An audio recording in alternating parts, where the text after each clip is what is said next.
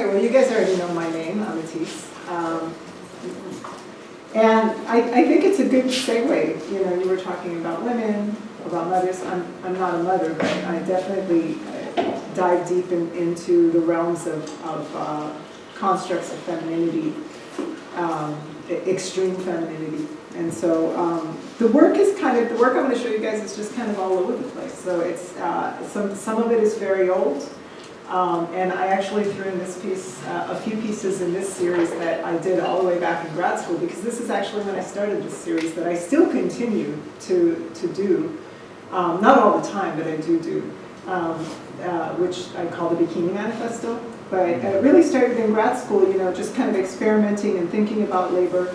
You know, this is a good space to kind of talk about as artists. I think we're able to talk in a way that's different than you would in an institution, than you would with, you know, if you're sitting across from a curator. So you're able to talk about things that generally I feel like that won't get engaged in those spaces. And so the way I put myself through school was as an exotic dancer.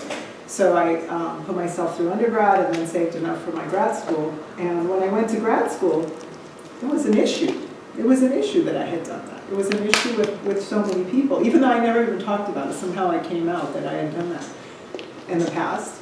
And at one point, I was having a studio visit with one of my instructors, and she was really insisting on how oppressed I am. She was like, "You're oppressed." She kept telling me that I'm oppressed, repeatedly. And she was a white woman. And then she couldn't really get onto how oppressed I was by, you know, being so sexualized. So then she had to talk about me as a Muslim woman and how oppressed I am as a Muslim woman. So then she kept bringing in articles and showing veils and things like that. So I was really thinking about these constructs of femininity and the fact that that you know what I was living in the West was this highly constructed idea of what was feminine. And then in her eyes, there was this highly constructed view of what was feminine in the East. So I started to kind of play around with that idea a little bit. And this was really, you know, when I was growing up, I grew up in communities of color. I went on to study with Angela Davis, so I'm like in this amazing, like, you know, almost like protected space at San Francisco State. So this was my first real encounter of like someone looking at me like, you know, you're being saved, by the way. This notion of being saved. So I really wanted to kind of play with these ideas and constructions of femininity and play with them in a way that not only brought the construction of Western femininity into your face, but then also played with these constructs that are not like, this is what femininity looks like in the West. Oh, and by the way, you should be ashamed if you look like this. So there's like a slut-shaming factor that comes in with it as well. So I played around with this piece first, and I kind of hung this little I-beam by a bikini strap. And then I just kind of kept playing with them. I, you know, just really changed up spaces and just started to really stretch out these bikinis all over the place where you could actually, most of the time I like people to bow their heads to go into it. So they're actual bikinis? Like... So yeah, it's completely constructed of bikinis, and I really like this notion of like humility, like you would have in a space like a masjid, where you would have to like really bring your head down and actually alter your physicality to get in there, so that, you know, you had to like bow your head down in front of this little crotch piece. And then I hung this really humongous, this was like a 2-ton I-beam that I hung this by this one like spider bikini strap thing that I created, and just kept playing with it, you know. I've never seen any of this stuff. Text in them, and if you spun around in that piece, it actually gave you a message. So you were kind of like a little whirling dervish in it.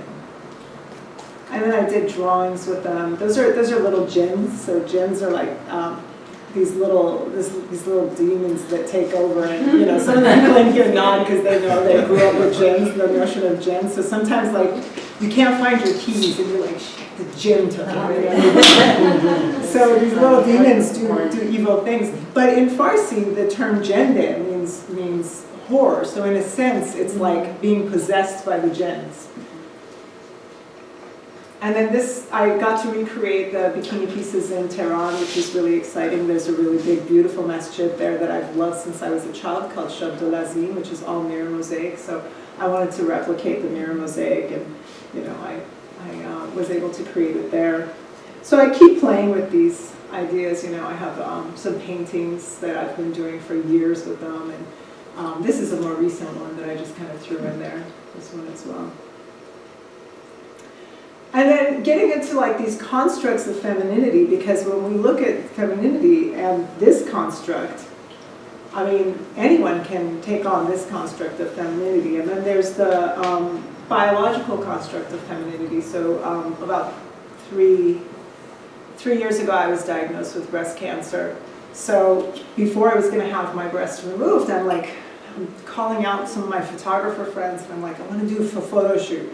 And I'm trying to explain, like, there's a time limit. They're like, yeah, we'll get around to it. And I'm like, no, you don't understand. As of January 18th, I'm not going to have this tit anymore. Can you please help me out? So everyone's like, I'm really busy. So I just shot it myself. And so I painted my breast, my right breast, which was removed, like the evil eye catcher. And then I have a series of stuff that I did with it where it's kind of running around and causing mischief beyond its life with me. So, and then this is a really old series, but I just want to go through it. I made 100 of these postcards that I intervened on. I made these in 2001, actually, just before 9/11, but I thought I would throw it in because 9/11 really kind of changed the direction my career went in. Not so much the direction of my work, but my career. So 100 of these portraits that I defaced. That's just a few of them. My last name, Motevalli, means keeper of the shrine. So I just visited my family's shrine in Iran, in the city of Saudi.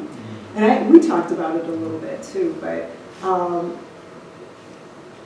when I was a child, we left. We left when I was 7. It was like days before. Actually, I remember it was October 27th, and it was days before my birthday. My birthday is November 2nd. And I remember we left, and I didn't think I would not be going back there, at least for a very long time. Happy belated. Yeah, thank you. Thank you. So when I left, one of the only kind of hazy memories I had, apart from people, was going into this shrine that my family had. And it was this handmade shrine that it was made of wood, and everyone in the town kind of had input on what it looked like. So I was like, well, this is like collaborative public art. So it was really inspiring to me when I was kind of thinking about art, when I was thinking about my aesthetic and where I draw my ideas from. My aesthetic and my ideas don't come from Western art history because that's not what I was exposed to most. So it's very Eastern. It's very Iranian and it's very Islamic in a lot of ways, but also pre-Islamic. So this shrine probably existed at that site prior to Islam, and then it was converted to an Islamic shrine. But so I worked a lot with this kind of memory, this nostalgic memory of that shrine. And I did a series of drawings. So this is charcoal. It's a fairly large drawing. But it was a series of large drawings that I did with a spotlight on me as I was praying. So different parts of my body that I focused on. And then I did an installation that was really similar to it. And I did this installation at different locations where I took 3 sets of photographs, again looking at the constructs of femininity. So one set of photographs, I'm like bathing in the bowls. And see, the notion of bathing in bowls is actually something that's very symbolic and interesting in Islamic art as well. And so I'm bathing in these bowls as a cleansing ritual. And then in the other photographs, there's one set of me actually praying in my grandmother's hijab. And it's a different hijab you wear for prayer than the hijab that you wear outdoors.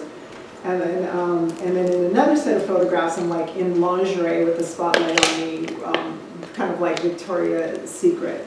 Ads. And so all of them had a spotlight on them. And when I say that post 9/11 my career changed, that was really because I really had this spotlight on me, that I constantly had to be the expert in all things Islamic.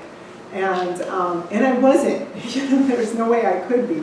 So I was really interested in focusing. You mean people ask you, like? Yeah, I'm put on panels with like people who are Middle Eastern scholars and all of that, and I'm somehow supposed to explain why people decided to drive planes into the Twin Towers. And I'm like, so I'm on these panels and I'm like, I cannot tell you. Just because I'm the only visible artist that you know of right now from that region doesn't mean that I have the explanation to everything. But, I have what I feel in my heart, and a lot of that is heartbreak from seeing so much death, as a result of it, from at that moment and then as a result of it.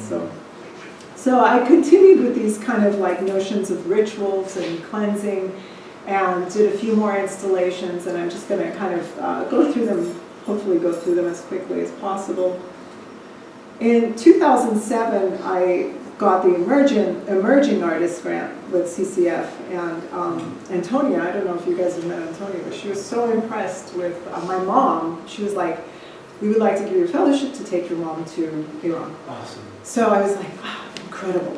And I tell my mom, and she's like, I'm like, well, come on, get your passport to get it. It's a long process to go to Iran. You really have to go through the process of getting this Iranian passport and stuff. My mom was just taking forever. She just wasn't doing it. And I was getting really frustrated with her. So finally, it came around the time of the 2009 election, and she was like, all right, well, we can go there to vote, fine. So she finally got her stuff together and went, and I realized why she didn't want to go back. It's because all of the people that she left were there. So, so we went to a lot of grave sites. We saw a lot of marble. And then we went through Iran, all of the places like where her mother's home was and everything else. And after the bombardments of the Iran-Iraq War, the homes had all been completely destroyed. And so these tall buildings were built. And the thing is, in a lot of parts of Iran, what they do is they do facade work. They'll just slap on marble on top of everything to make it look like it's really precious. And so there was marble on these outside exteriors that used to be homes where we felt comfortable, but now they felt very cold. And then there was marble where my relatives were. So I recreated a ground where, that slide is really low resolution. I apologize, I didn't insert the right one, but where I recreated a ground completely of broken up pieces of marble. And so you have to kind of walk into this, that's an aerial shot, you have to walk into this gallery over all this kind of broken up marble. Here's another installation I made completely, a chandelier. I made a space with a text around it that was like, it was translated from Arabic to Farsi and then transliterated into English and then written in a Kufic font, so that it kind of represented me, because I can't read Farsi, I can't understand Arabic, I can understand Farsi, and I can read transliterated. So anyway, I know it's convoluted, but I really wanted it to represent me in my language, what I felt like was my language. So I had this text around, and then I created this large chandelier out of clear plastic knives, because clear plastic knives were taken out of airports, or not clear, plastic knives were taken out of airports. I don't know, they've just been brought back into airports because people could, I guess, butter each other or something. This is a video still from a video I did with my Aunt Shahnaz at our family shrine, so she's kind of circling around it. And then in 2008, I was asked to be an artist in residence at 18th Street and create a piece as a part of a show called War is a Way of Life. And, everyone always wants me to talk about the Iraq War. Well, I wasn't really, I had feelings, strong feelings about it, but I wasn't living through that war. But my time in Los Angeles, I had seen things that were warlike. And, it started when I was 21. I was waiting for a friend of mine to come and pick me up. He was actually a guy I was kind of dating. And he was supposed to come and pick me up, and I was waiting and waiting and waiting. And that was before cell phones or anything, so I'm waiting and waiting. And he didn't call. No call, nothing. No pager? Nothing? Nothing, no pager. I did page him, actually. Nothing. No response. And so I was pissed. I felt like I was stood up. And then I found out the next day from one of his friends that he was shot and killed running away from the police while he was pulling up his pants. He was shot in the back. And I talked with his family and everything, and then I saw the effect that it had on his family over the years. So it wasn't just this immediate effect. It was just a breakdown of the family. And the people in that community who witnessed it and saw this, like this man lynched on the street and left out for everyone to see apparently for hours and hours and hours. And it was something so violent and so warlike and so criminal. And I felt really strongly about it. So I started to do a series of work. The first poster I made was with a woman that's here, Sheila Pinkel. She and I designed a poster for, I had a student whose little sister, who was 18 months old, was shot and killed by the police when they were in a shootout with her father.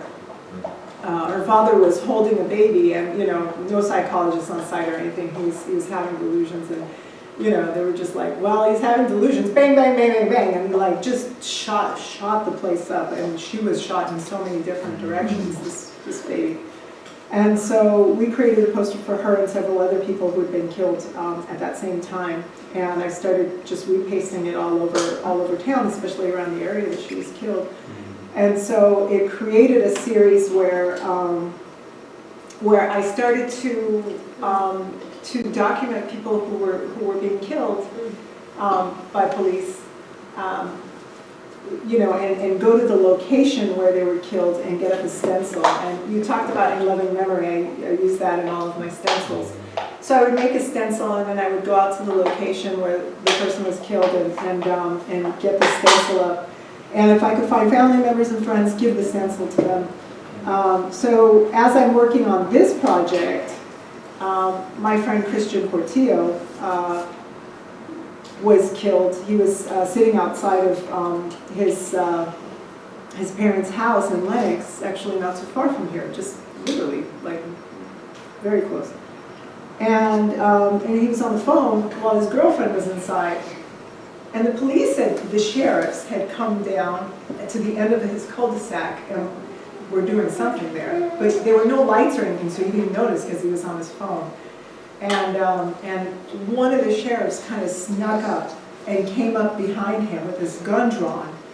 He didn't know what was going on, so apparently he jumped. I mean, his parents saw the whole thing. They told me. So he jumped, and he got shot. A piece of his cell phone actually got lodged in his heart.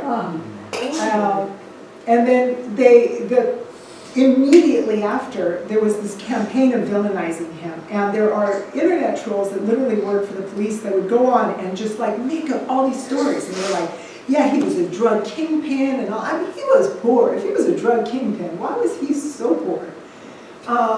So it was part of what broke my heart was the fact that there was this, not just this murder, but then this ongoing murder, this like constant violence after, like killing him over and over and over again. And seeing that happen with so many people. So that year I created this kind of shrine installation. I recreated my family's shrine, and I carved in as many faces as I could get from people who had been killed in Los Angeles in that year. But then I did a performance inside of it where I created a kind of interior plexiglass kind of facade, and I went inside and I wrote backwards. I wrote all of the stories from the accounts of the people on the street rather than the accounts that the police had created. So we can kind of document it in a different way. And then this piece on... Oh, I see it. The yeah. faces on the side. So I make really political work, so I don't really expect my work to sell or anything like that. But this piece sold. Thank God, because it's so big. I've had similar, I don't know, I had this one experience where these collectors were talking to me, and they're at a show, and they said like, oh yeah, I saw your work, but white people won't buy that. And I said, what do you, I mean, that's the majority of the people that have bought my work. Well, but you know, I've been thinking a lot about this, just thinking about, mental health issues. I've been Yeah. working as a behavioral specialist, my wife's a therapist, and, I've done so much training, I had to restrain, some of the kids that I work with to protect them.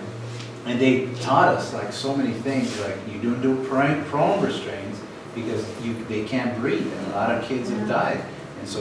And this is something that cops do all the time. It's like, where the F is the training? It's like the guy's having, he's bipolar, he's schizophrenic. How do you protect them? He has a little knife, you have a gun. How can you, what can you do? He has a toy train, and the person that's there to help him gets shot. Right. It's like, So, it's so troubling. but I think it really has to do with, I personally have an issue with the idea of like policing and militarization. And so I think my belief is that the training is to kill. The training is to incite fear, So anyway, I was able to show the piece in a few different locations and try to kind of bring in faces from those places. So in Oaxaca, I showed it in 3 places, Mexico City, and then in Hyde Park, Chicago.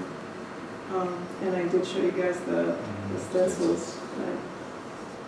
I'll go over the text drawings really quick. I also organized many, many years ago with my students, and so I started doing these textual drawings because I would do these projects with my kids.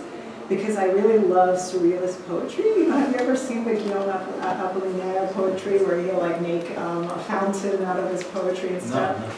No. It's beautiful, and it reminds me of Islamic calligraphy and poetry, right?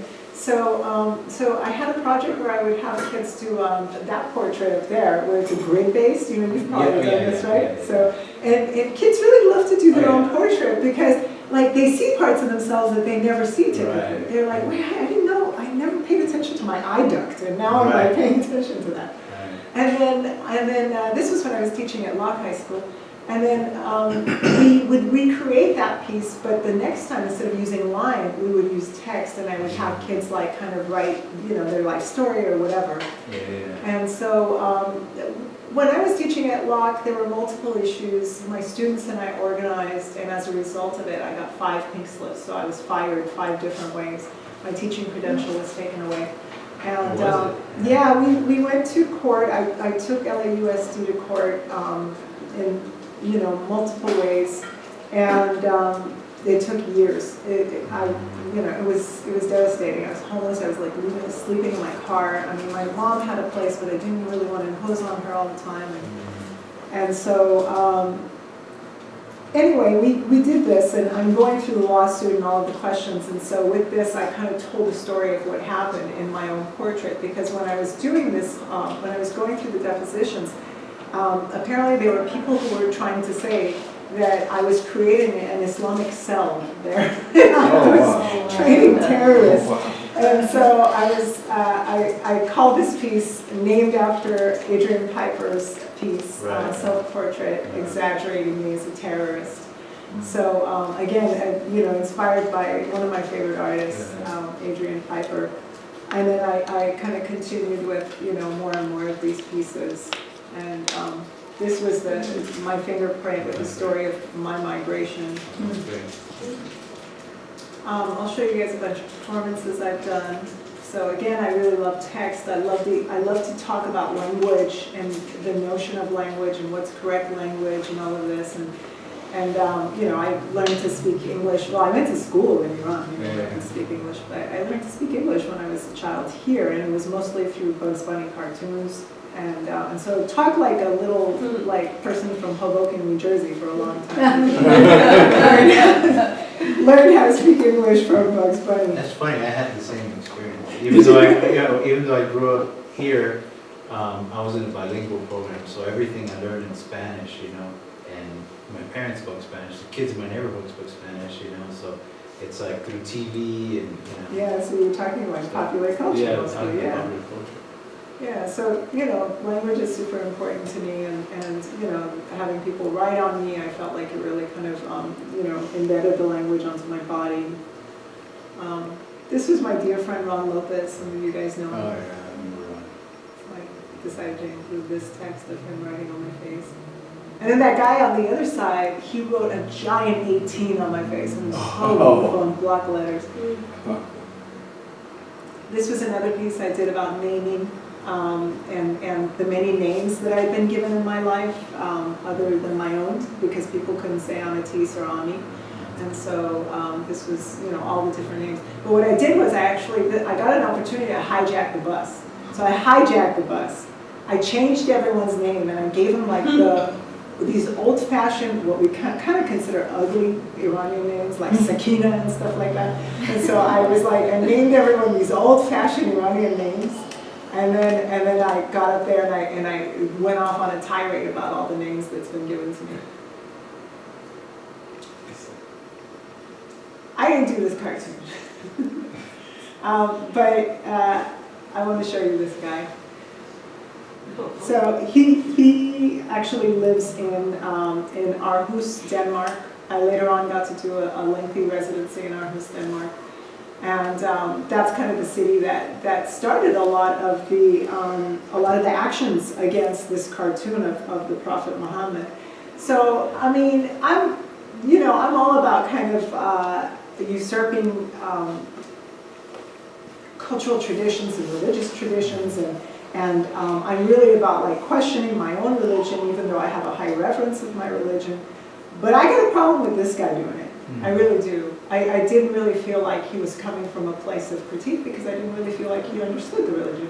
But also, we were talking about Denmark, a place that didn't allow any masjids or mosques, a place that kept refugees in refugee camps for 4+ years, if they even allowed them to stay in the refugee camps, and they couldn't work, they couldn't go to school, and people they would not get jobs even after they came out of refugee camps. And so if people constantly have that boot against their throat, and then someone comes along and does this image, there's going to be so much rage, because the one thing that's giving you kind of like giving you some solace is being defaced as well, and it's really becomes really frustrating. So I did this performance called Stupid Muslim Joke, and most of the jokes were actually made in London and in, I shouldn't say London, throughout the UK and in Denmark.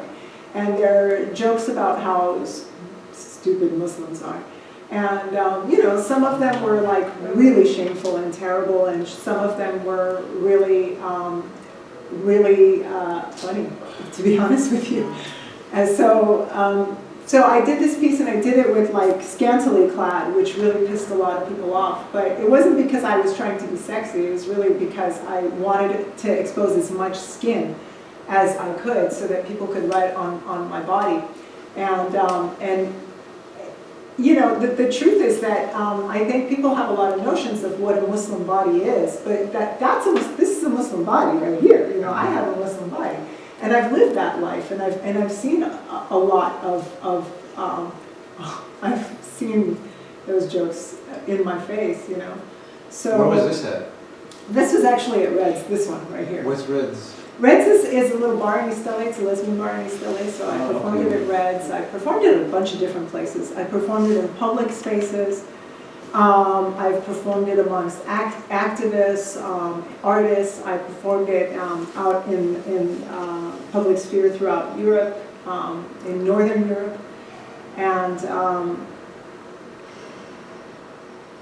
actually the most racist comment ever written on me was at the Asian American Film Festival. No, that's not where it was, but that's at the Asian American Film Festival. The most racist comment ever written on me was written by an organizer who said that I had no right to represent Muslim women.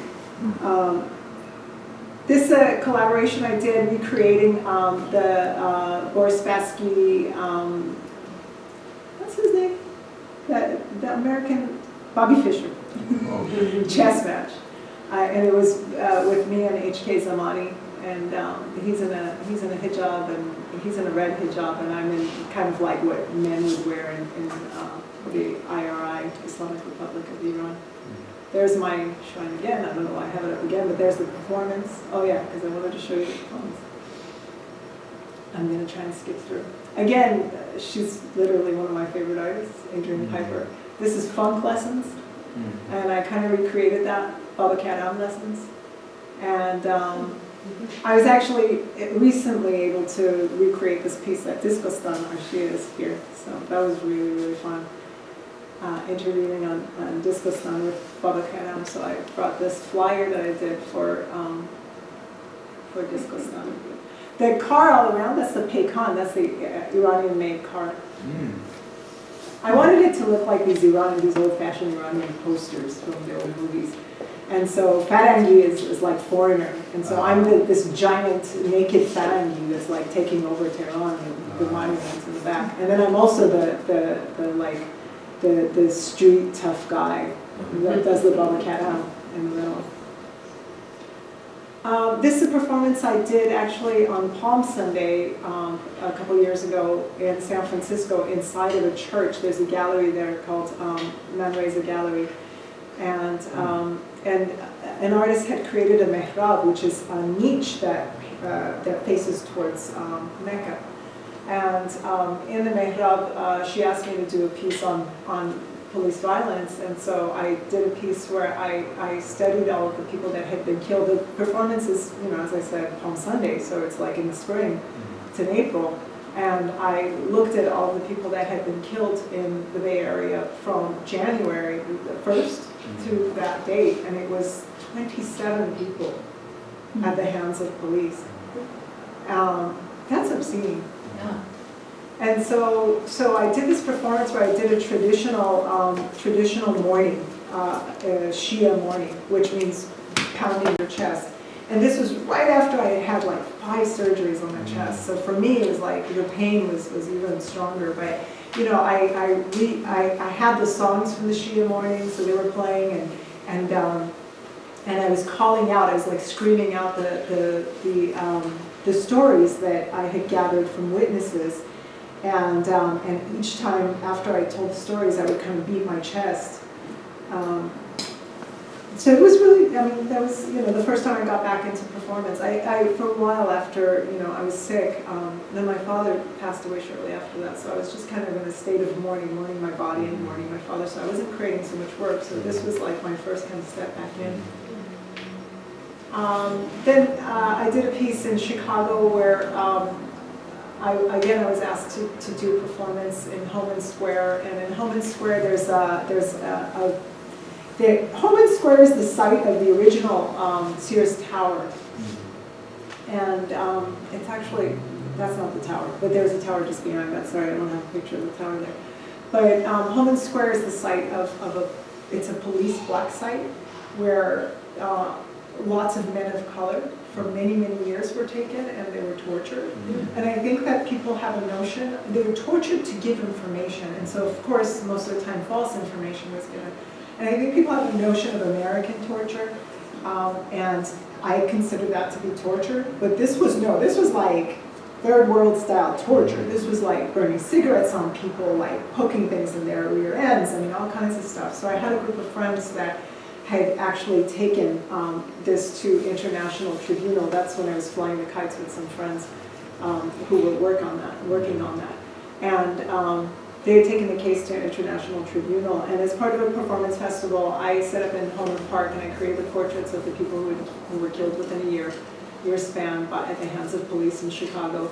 And some kids and I just ran around and flew kites with the faces of people who had been killed in that neighborhood right above the Homan Square black site. When was that? That was 2014. So performative characters is also about the idea of constructs of identity, right? And so being a diasporic Iranian, and it's not that easy to go to Iran. You kind of have to like tap into your identity in weird ways, and a lot of that, unfortunately, is through media. And so, I was watching so many friends who were artists pre-9/11 and then post-9/11, and again, 9/11 was kind of like it was a shift, for a lot of us who come from from South Asia, Middle East, North Africa. And And so there were a couple of ways that I was seeing myself go, and I like was thinking about myself and the way that I was personifying myself. And so there was this like hypersexualized belly dancer type of thing vibe that was happening. And there was this girl I knew, Asa. She actually ended up being in Shaws of Sunset. She was really into these drum circles, and she would dress like a gypsy and dance around like a belly dancer and be all mystical and very what she thought of as Middle Eastern. And it was kind of funny to me, but it was also kind of sad because it was this not having access to your history, not having access to your people. And then there was me who became like hyper militant. And then I was also like watching people I knew that were all of a sudden decided to take up the hijab after 9/11 and stuff. And it was an interesting thing to me. I wasn't like critiquing it. I was just kind of looking at it and looking at these constructs of identity.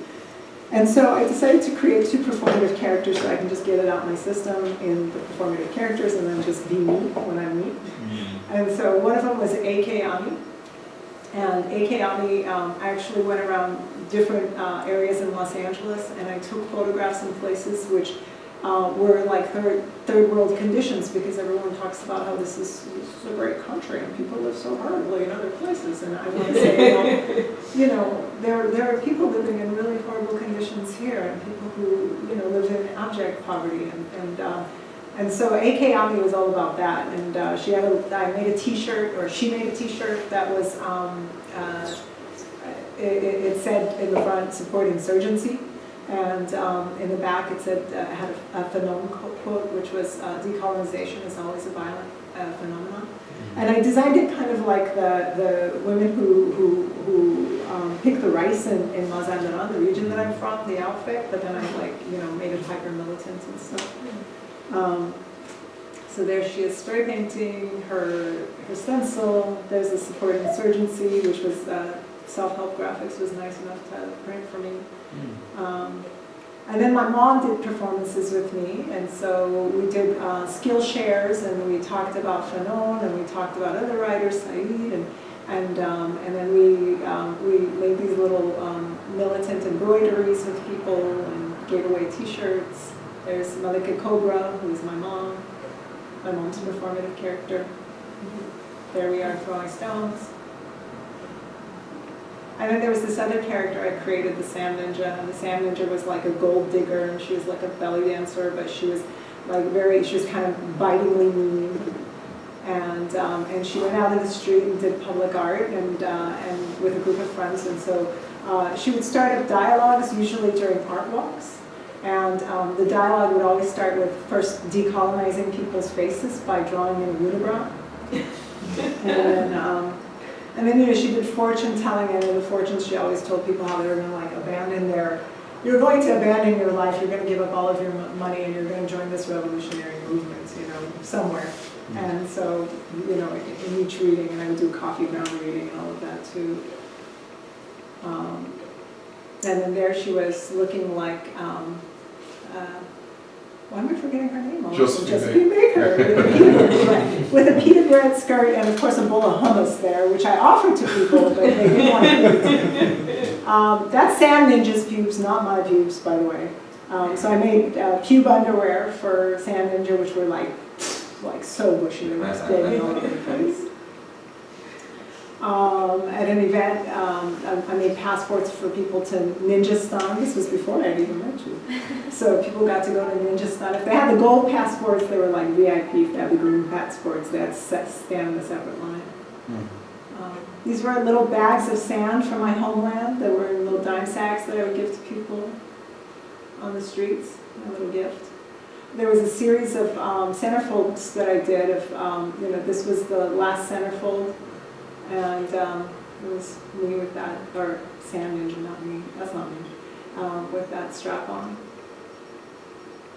That strap on, not the other kind of strap on. Reigning the Canon was a series that I did where I kind of created a fantasy revolution, but I changed it, and so I got images from the media, and so I got this big funeral procession of Hamas.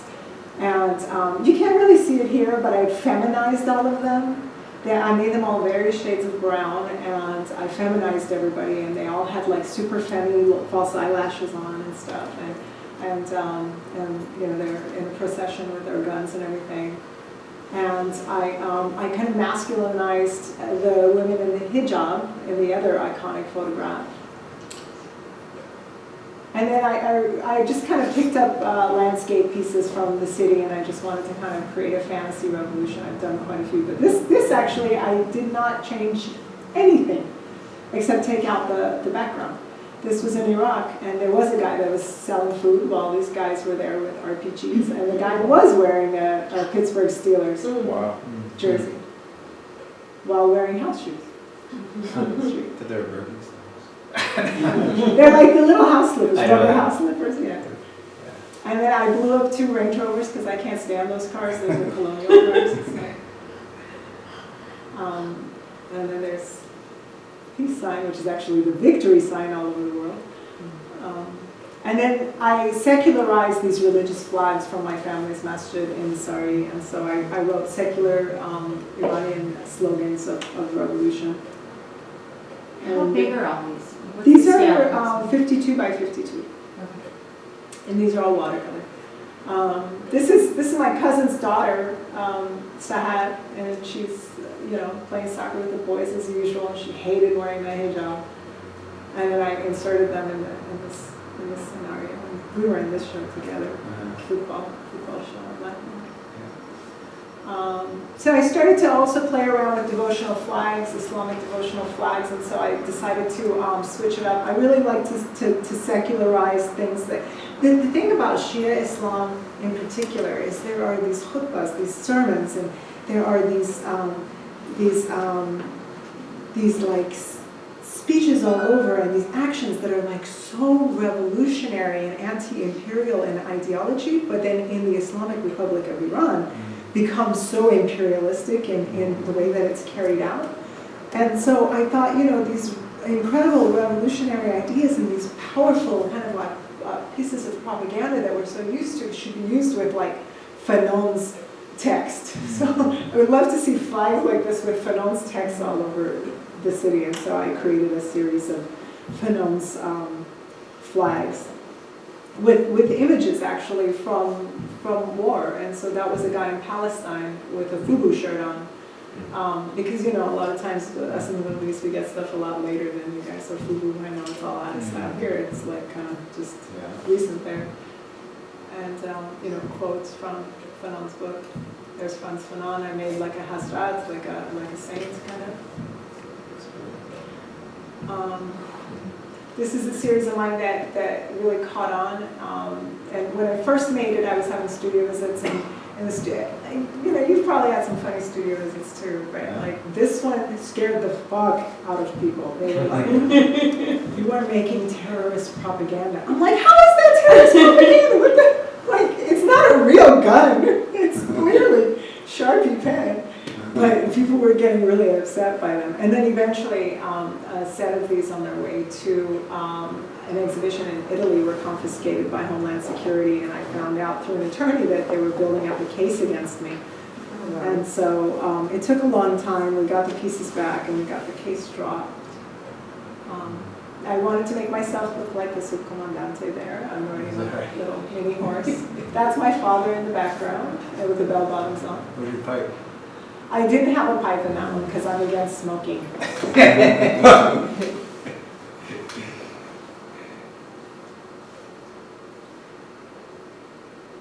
Interestingly, when I made these at first, I'm like, my family, I said, I want to do some family portraits and I want to insert all this like militant stuff, and they're like, no. And so then I showed it, and they're like, how come you didn't add our pictures in it? And I was like, you said no. The only person that was okay with it was my dad, so I just kind of have him in the background.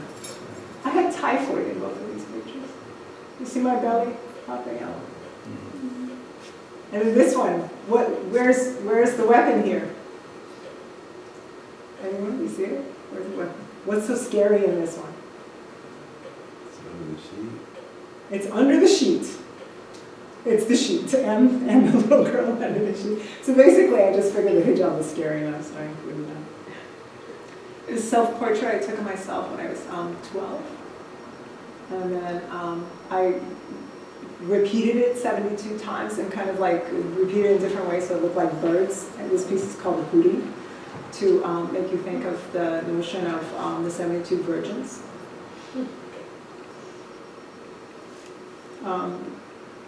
Like I said, I got to take my mom to Iran to vote. There we were voting. Those are, you know, we had to stamp our fingers on there. So we voted. It was pointless, but anyway, we voted. And so the next year I was invited to do a piece about the election at a gallery that represents me there in Iran called Aran Gallery. But I couldn't talk about the election. They were like, we want you to do it about the historic elections that you were here for last year, but you can't mention it, by the way.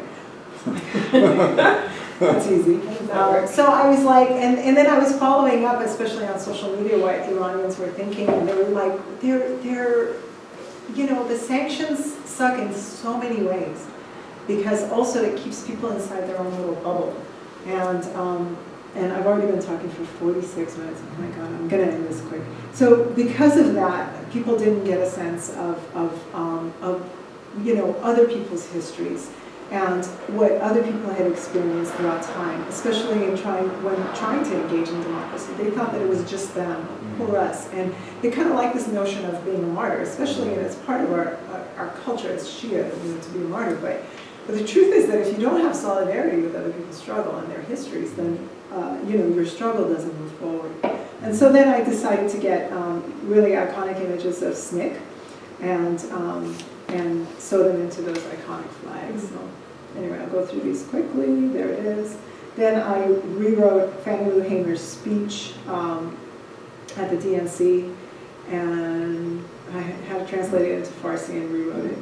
And this is from a video. I'm just going to skip through these. This was an intervention I did on the Queen's speech in Denmark. I was actually commissioned to intervene on her speech and bring people who were tweeting internationally together. It was projected behind her, and so we tweeted about, you know, the conditions of migrants internationally.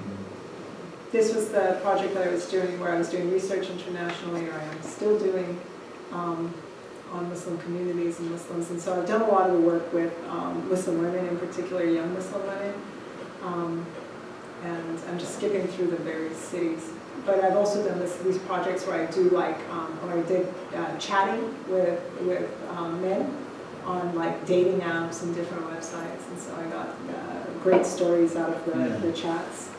And this was an art club I created in Aarhus, Denmark, and then I also recreated in Berlin. And we created public art together. We had discussions about multiple feminisms, and we this girl made this stencil of this woman that was trying to ban hijab. She was a politician in Denmark, and so she put a red, bloody-looking hijab on her. But anyway, of course, little brothers could join the Fantastic Femmes because, you know, sometimes they have to tag along. And so we created these projects. We did silk screens together, and we took our public art out into the public realm so that we could have the faces of Muslimina throughout the city, because so often, you know, Muslimina are contained within the interior space for so many different reasons. And then we went out to do art together and all of that. I recreated an art club in Detroit. And so we did stuff there. We did this installation at MoCAD. And that's it. Sorry about that.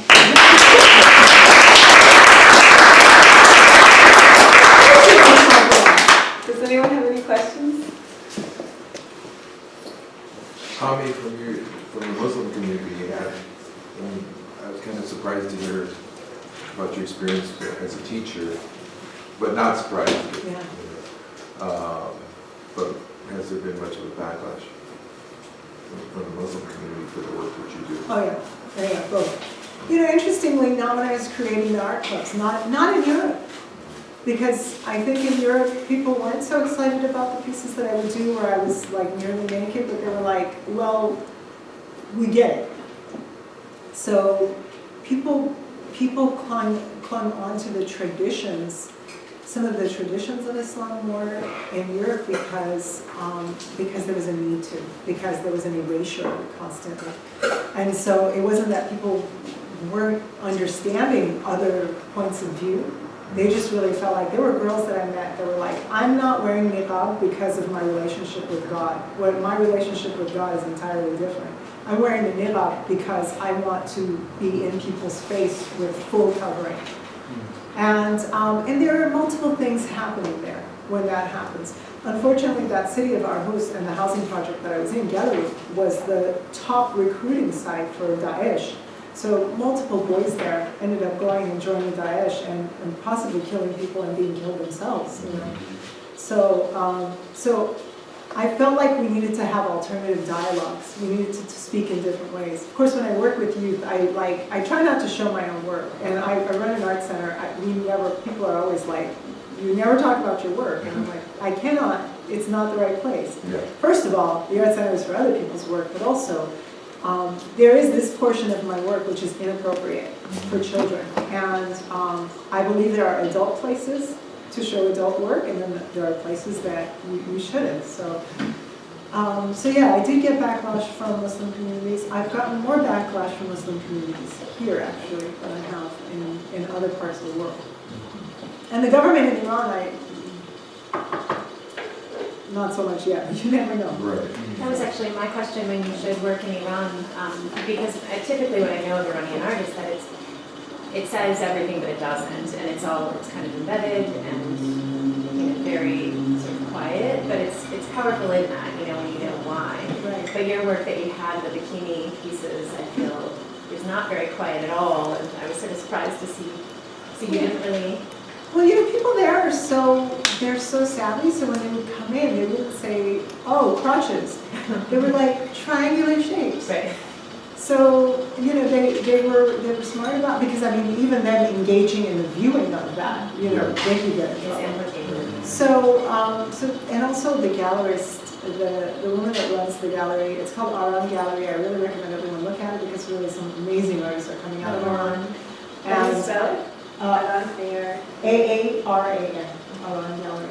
And Nazila is working internationally, but she's just so smart when it comes to dealing with censors and so I'm lucky when I work there. So she wants the series of, I'm going to do 2 pieces in the spring, 2 shows in the spring, because there's also a project space. I'm going to do an installation in the project space, which actually has to be completely censored. I have to watch, because that's in a space where so many people who are government workers walk in and out.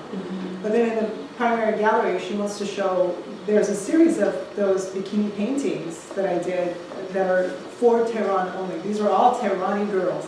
So they're going to go, they're going to. So our gallery's in Tehran. Yeah, it's in Tehran. So, with your documenting the horror and the violence of the police and the government, do you, and particularly after your work got censored or taken away by, in return, do you fear for your life or your art that it could be destroyed, or that you could be that you could be put under a gun because of the way in which you witnessed police treat people of color on the streets? Yeah. It has happened. So I was working with a group of people who were organizing against the Minutemen in Leimert Park, and on my way back to my car, I was surrounded by a few police on bikes. They circled around me and entrapped me, and then they had their guns pointed at my head, and they said, oh yeah, you like to critique the police? Is that what you like to do? And basically told me that they would rape me there. Really threatened me, and I'm in situations like that. Sometimes I'm really quiet, and sometimes I'm just really loud and foul-mouthed. And so that, fortunately, was one of the times that I was really loud and foul-mouthed, which saved me because it caught people's attention. One time when I was creating a video, I had my video camera and my cell phone, and this was like just when we were able to send video and images to yourself, email it to yourself from your cell phone. So I had a razor, and so I was taking video, and I was taking photographs, and I was driving, and up alongside me a Honda with 3 people that I thought were like students or something. I didn't think anything of them. They just looked like 3 nerds. And I'm driving along, and I would stop, and I would take photos and take video of buildings. And eventually they came up alongside my car, and they showed me badges. They were from the FBI. They pulled me over, and they searched through my entire car. They got my videotapes. They literally took them. And they got my digital camera, and they deleted all of the images. And I was taking the same video and the same images with my phone, because I was like, let me try this out. Yeah. And I had just emailed them all to myself. I'm like, fuck you, I already know the images.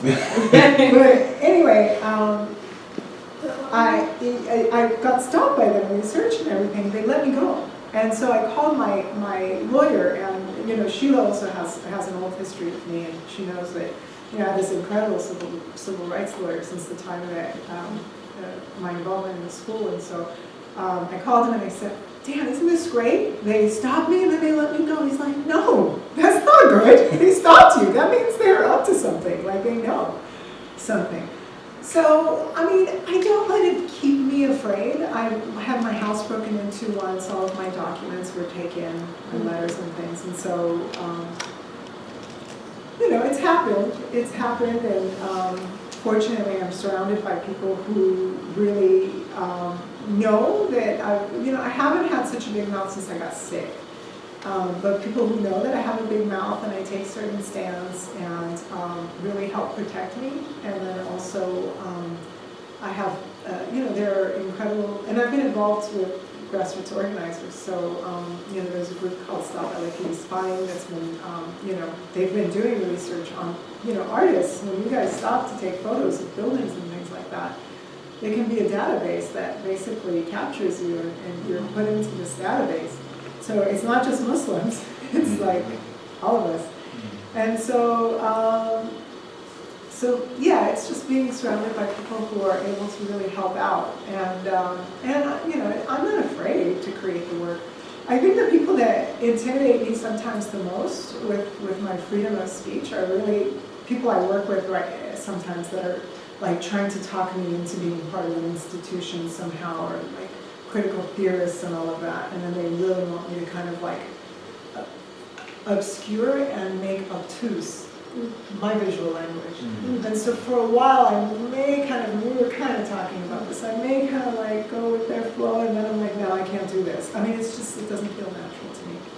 I've had that before. Yeah. Or it's like, hey, why don't you create work that is less political, or like, sell better, Yeah. I mean, you mentioned that, and it's like, it's so problematic, and at some point, I talked to Charles about this, and he says, well, you know what, if you create work that you've made, and it's your ideas, and, there's an interest in it, and you create more of it, that's okay, it's your ideas, but if someone's telling you to change it, then that's problematic, Yeah. then, maybe you gotta, find some other place to venue to show it, or what have you, and stuff.